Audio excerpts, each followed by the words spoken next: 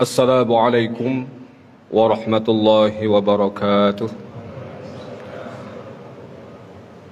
Alhamdulillahilladzi amarna bitauhidihi wa tamjidihi wa waffaqana ala ta'atihi. Assalatu wassalamu ala khairi khalqihi wa afdalihi wa akramihi Muhammadin sallallahu alaihi wasallam wa ala alihi wa ashabihi wa azwajihi wa dhurriyyatihi wa man sara ala nahjihi ila yaumi liqa'ih.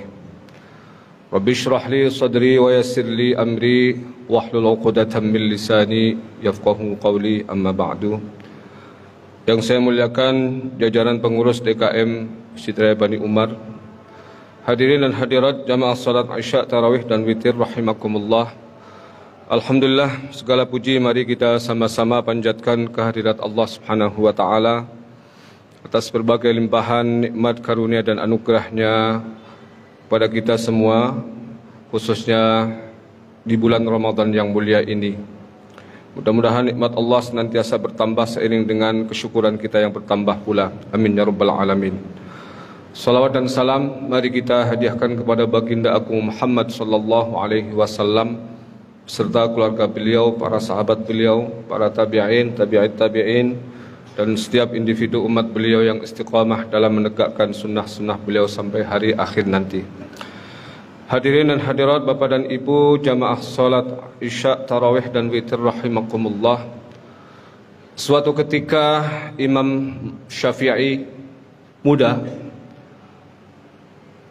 berdiskusi, beradu argumentasi dengan gurunya Imam Malik berkaitan dengan rezeki. Imam Syafi'i muda ketika itu berargumentasi bahwa rezeki itu harus dicari dengan bekerja. Sementara Imam Malik mengatakan tidak senantiasa seperti itu. Beliau katakan rezeki bisa didapatkan dengan mendekatkan diri kepada Allah. Dua pendapat yang terkesan kontradiktif ini tidak bisa dipertemukan.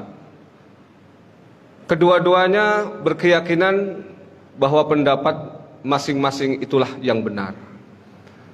Sampai kemudian Imam Syafi'i muda, karena memang masih muda, sangat energik, beliau ingin membuktikan kebenaran argumentasi beliau.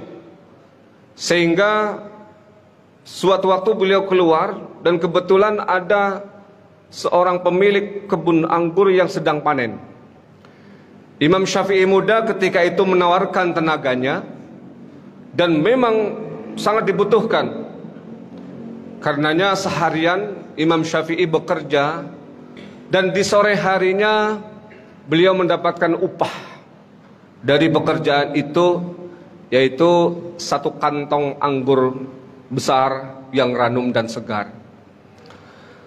Kemudian beliau sowan ke rumah gurunya sambil membawa anggur hasil pekerjaannya hari itu, sambil mengatakan, wahai guruku, inilah hasil pekerjaanku hari ini. Anggur ini aku persembahkan untukmu. Dan yang kedua, sebagai bukti atau argumentasi bahwa pendapat sayalah yang benar, bahwa seseorang ketika ingin mendapatkan rezeki harus bekerja. Saya bekerja seharian dan inilah hasilnya. Imam Malik kemudian tersenyum. Pagi tadi saya tumben lagi pengen makan anggur. Maka kemudian ketika selesai sholat duha saya mohon kepada Allah untuk mengirimkan anggur. Ternyata Allah mengirimkan anggur ini di sore hari melalui tangan muridku, yaitu Muhammad bin Idris Asy-Syafi'i. Kedua orang ini kemudian tersenyum, tertawa, dan tidak ada lagi perdebatan. Rezeki memang seperti itu. Al-Quran menyatakan ada 8 pintu. Dan karenanya kita tidak perlu berputus asa, tidak perlu merasa rendah diri ketika satu pintu tidak bisa kita lalui. Karena masih ada pintu-pintu yang lain. Dan kalau kita lihat, pintu rezeki hanya satu, yang diperoleh melalui bekerja. Yang 7-nya kita lihat, coba Bapak dan Ibu. Yang pertama, melalui pintu bekerja. Yang kedua, rezeki yang sudah ditetapkan. Wa ma min dabbatin fil ardi illa 'alallahi rizquha. Rezeki yang sudah ditetapkan oleh Allah. Masing-masing kita itu punya. Tinggal bagaimana kita mengelolanya dan bagaimana kita meyakininya. Ada orang memaksakan diri untuk jadi pedagang, tapi Allah tetapkan kamu bukan pedagang karena kamu gak bakat. Jadilah guru misalnya. Maka kemudian jadi guru. Allah titipkan dalam diri kita itu keahlian, skill masing-masing. Kul kullu ya'malu ala syakilati. Sehingga orang seperti saya tidak bisa untuk menjadi pedagang. Cocoknya jadi guru ngaji. Maka saya jadi guru ngaji. Berpenghasilan juga. Itu rezeki yang ditetapkan, Pak. Jadi karenanya kita jangan memaksa anak. Kalau nggak bakat di sini, jangan paksakan untuk di sini. Dia inginnya di mana? Bimbing saja. Karena disitulah pintu rezekinya. Ini yang pertama. Yang kedua, sebagaimana kita sampaikan tadi, bekerja. Yang ketiga, ada rezeki yang didapatkan secara tidak terduga. Dan ini didasari oleh ayat Al-Quran dalam surah At-Talaq, wa may yattaqillaha yaj'al lahu makhraja wa yarzuquhu min haitsu la yahtasib. Siapa yang bertakwa, maka Allah akan berikan solusi, pintu keluar dari segala masalah, dan kemudian memberikan rezeki kepadanya dengan cara yang tidak terduga. Tapi syaratnya satu, Pak. Harus bertakwa kepada Allah. Jadi kalau ada orang rezekinya terduga terus, berarti kurang takwa, Pak. Betul itu. Ya. Tapi kalau ada orang rezekinya tiba-tiba terus datang lagi, tak terduga lagi, tak terduga lagi, itu indikasi bahwa orang ini dekat kepada Allah. Ya, untuk mencapai level ini memang sulit, tapi bisa. Kadang ada juga orang-orang biasa mendapatkan yang tidak terduga, tapi sedikit sekali. Nah, yang ketiga, sudah 3 ya, 4 ya sekarang ya. Yang keempat adalah rezeki yang diperoleh bukan melalui tangan kita, tetapi melalui tangan anak kita. Nahnu narzuquhum wa iyyakum wa la taqtulu auladakum khasyata imlaq. Nahnu narzuquhum wa iyyakum. Jangan bunuh anakmu karena takut kerupukan atau kemiskinan. Kami memberikan rezeki kepada mereka dan juga kamu. Ada rezeki yang memang bukan jatah kita, tapi jatah anak kita melalui kita. Ketika anak lahir, Allah sudah tetapkan ada rezeki yang dibawa oleh masing-masing anak. Jadi karenanya nggak perlu khawatir. Anak 1 rezekinya 1, anak 2 rezekinya 2, anak 3 rezekinya 3. BBM naik, rezekinya naik. Yakin, Pak? Ya, saya sempat ngobrol sama tukang gojek, yang ngobrol saja, Pak, tapi tidak saya masukkan ke dalam hati. Karena saya yakin, seyakin-yakinnya ketika kebutuhan naik, Allah pun akan naikkan rezeki kita. Yakin, Pak? Saya kemarin 2 malam yang lalu tertawa, mampir di rest area di Pondok Ranji sana, habis isi tarawih kayak begini. Saya mampir di pom bensin di bagian Pertamax, sendirian, tidak ada temennya. Mobil saya jelek, paling jelek bahkan. Sementara yang antri Pertalite itu mobil bagus-bagus, Pak. Mobil Mercy, Lexus, segala macam.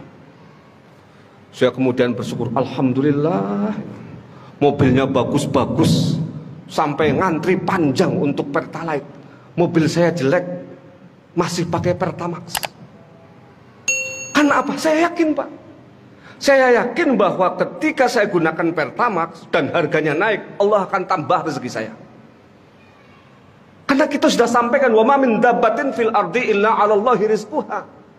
Ada rezeki yang sudah ditetapkan oleh Allah Subhanahu wa taala. Ya, urusan kebijakan pemerintah silakan. Tapi kita masing-masing harus punya prinsip. Kita tetap mengkritisi kan. Tapi kalau untuk diri kita sendiri, kita harus yakin. Sebab kalau tidak, stres kita, depresi bisa jadi untuk ngurusin hal-hal seperti itu. Yang kelima, ada rezeki yang diperoleh lewat apa? Lewat pernikahan. Makanya ini yang masih jomblo-jomblo kelihatannya masih ada ini.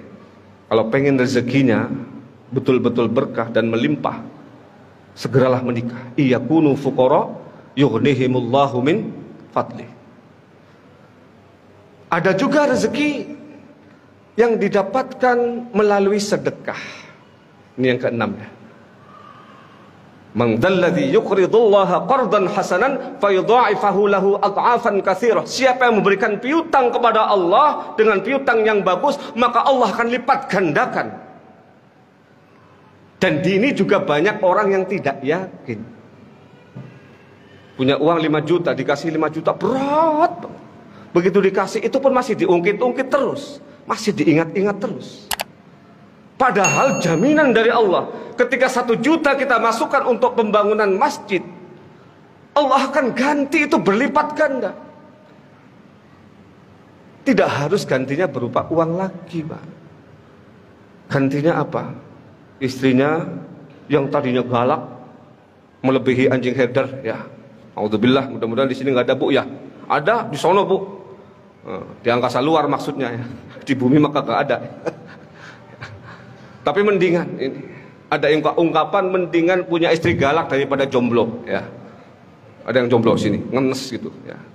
Ya, istrinya subhanallah jadi qanaah, dikasih apapun tidak pernah menolak. Anaknya subhanallah dapat beasiswa semua, ya. Punya anak 5 pintar-pintar semua, dapat beasiswa semua. Penghasilannya tetap, tetapi manfaat dan maslahatnya lebih dibandingkan sebelumnya. Itu ganti dari sedekah, Pak. Dan sedekah tidak harus berupa uang, Pak, ya. Sedekah tenaga, sedekah pikiran, sedekah waktu, sedekah ilmu, apalagi, ya. Dan banyak orang tidak yakin di sini. Padahal sudah jelas tidak pernah ada sejarah orang miskin gara-gara sedekah. Betul nggak, Pak? Tapi sejarah membuktikan bahwa orang miskin karena ditipu oleh rekan kerja itu banyak, oleh relasi bisnis. Karena apa? Pelitnya minta ampun. Mohon maaf, kotorannya dia diayakin, ya. Siapa tahu masih ada lebihan yang bisa diambil. Saking pelitnya, kemudian Allah ambil itu harta, ya, dengan cara Allah Subhanahu wa ta'ala, ya. Maka jangan, apalagi di bulan puasa ini, ya, coba saja buktikan. Setiap hari kasih sedekah, orang-orang berbuka puasa, 10 orang dikasih, pasti Allah ganti itu berkali-kali lipat. Yang ketujuh adalah bersyukur lewat hati kita, lisan kita, dan perbuatan kita. Karena syukur ada 3 cara. Hatinya apa? Tidak pernah gelisah, tidak resah, tidak galau, tidak risau dengan apa yang Allah berikan. Itu syukur namanya. Berapapun yang diperoleh, tidak pernah gelisah. Ya Allah, hari ini dagang saya cuma dapat segini. Ya Allah, terima kasih ya Allah. Walaupun cuma segini, insya Allah yang segini akan berkah. Betul, pendapatannya kecil, tapi kebutuhannya lebih kecil daripada pendapatannya.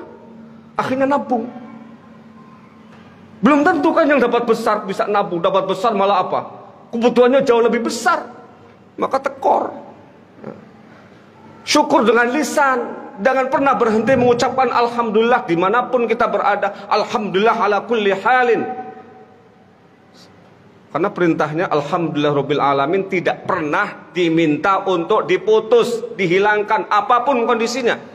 Baca alhamdulillahirabbil alamin dalam sholat tidak ada diskon apapun kondisi kita. Sekalipun utangnya lagi triliunan, keluarganya lagi bermasalah, bangkrut usahanya, tetap alhamdulillahirabbil alamin. Enggak boleh baca Fatihah Ustaz Salim tadi bismillahirrahmanirrahim arrahmanirrahim. Kenapa alhamdulillah dilewat? Utangnya lagi banyak. Nah, malaikatnya ketek banget kalau gini. Ya.